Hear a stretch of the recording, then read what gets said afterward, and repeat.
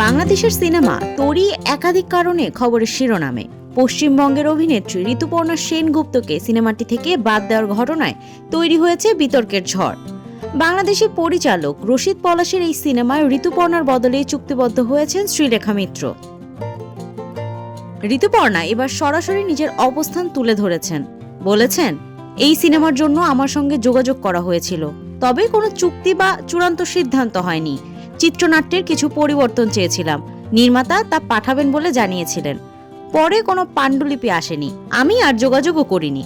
অথচ আমার বাদ পড়ার খবর কেন প্রকাশ করা হচ্ছে? ঋতুপর্ণার মতে, সিনেমার পাণ্ডুলিপি সম্পর্কে তার দ্বিধা ছিল এবং পরিবর্তনের জন্য কিছু প্রস্তাব দিয়েছিলেন, যা নির্মাতা শেষ পর্যন্ত অনুসরণ করেননি। এই অভিযোগের পাশাপাশি তিনি নিরাপত্তা ইস্যুর কথা তুলে আনেন, যা সবকিছুকে আরো প্রশ্নবিদ্ধ করছে।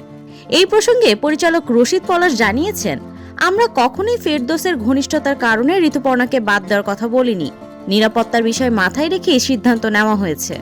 আহাদুর রহমানের গল্পে নির্মিত তোরি সিনেমার চিত্রনাট্য লিখেছেন গোলাম রাব্বানী। এতে আরও অভিনয় করেছে তুষার খান, সুমন আনোয়ার এবং রেহনুমা।